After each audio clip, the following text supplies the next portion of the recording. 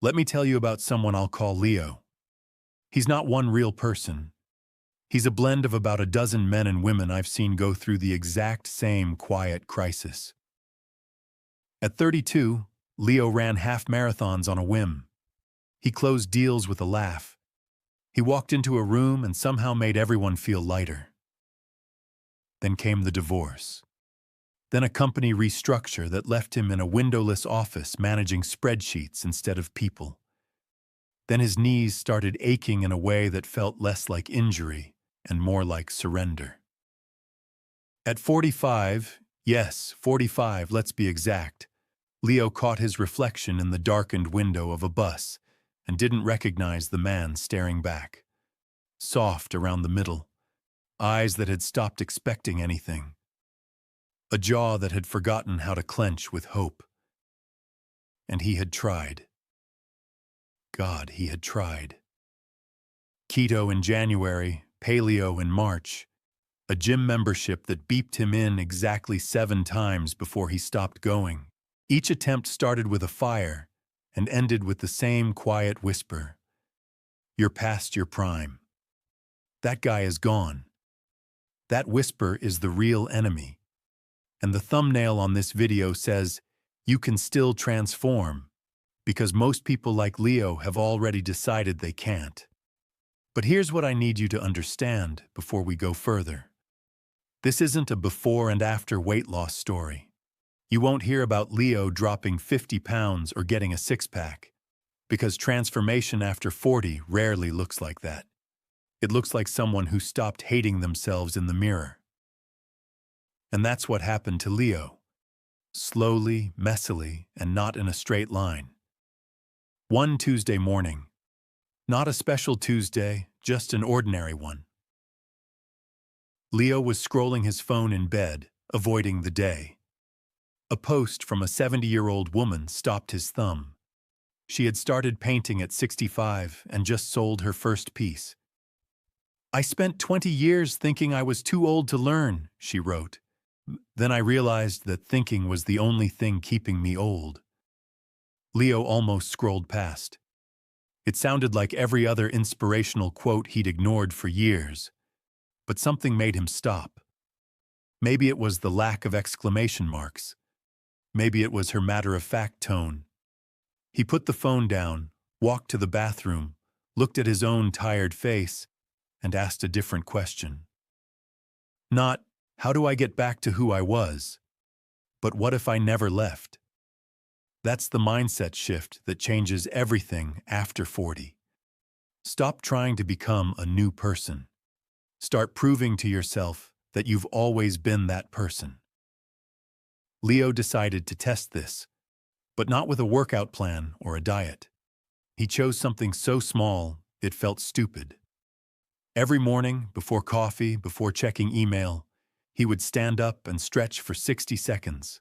Not exercise, just reach for the ceiling, touch his toes, twist left and right. That's it. No tracking, no punishing himself, just 60 seconds of showing up. The first week felt ridiculous. He stretched, felt nothing, went about his day. Day 8, he forgot. Woke up late, rushed to a meeting, didn't stretch until 3 p.m., and even then he almost skipped it. What's the point? He thought. But he did it anyway. Standing in the office bathroom, reaching for the ceiling like an idiot. Day 12, he didn't stretch at all. Fell asleep on the couch watching a movie. Woke up at 2 a.m., stumbled to bed, and the next morning felt a familiar wave of shame. See? You can't even do 60 seconds. But here's where Leo did something different. On day 13, he didn't try to make up for it. He didn't double his stretching time. He just stretched for 60 seconds again. And he realized, one missed day didn't erase the previous 12. That was a new thought for him. His old brain would have said, you broke the streak, you're a failure, give up. Instead, he whispered to himself, you missed one. So what? Do it now. By day 18, he added something else. After the stretch, he stood by the window and took 3 deep breaths. No meditation app, no guru voice, just lungs and silence. By day 30, he noticed his shoulders weren't permanently up by his ears. By day 45, he walked past the break room donuts without the usual internal war. Not because he had superhuman willpower, but because the man who stretches and breathes every morning is not the same man who eats his feelings. But he still ate a donut on day 47. A whole one, and then a second. And that night, he felt the old voice come back. You're a fraud. You haven't changed. He sat with that voice for 10 minutes. Then he said out loud, alone in his kitchen, one donut doesn't undo 46 days. The next morning he stretched.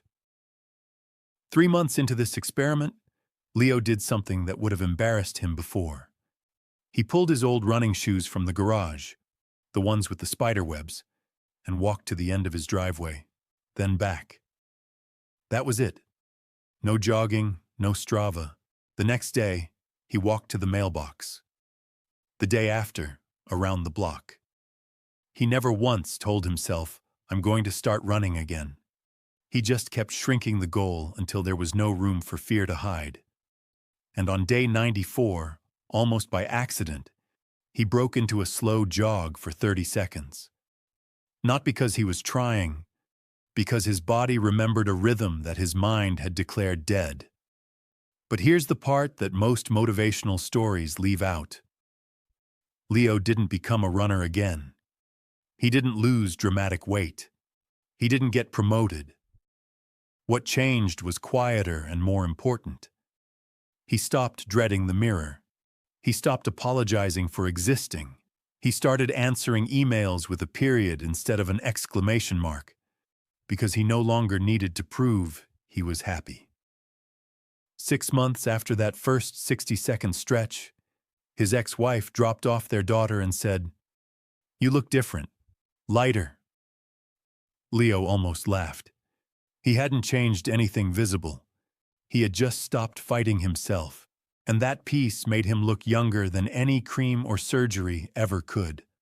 The thumbnail says, "You can still transform."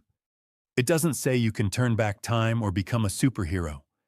It says you can still become someone who shows up for themselves. Leo is 46 now.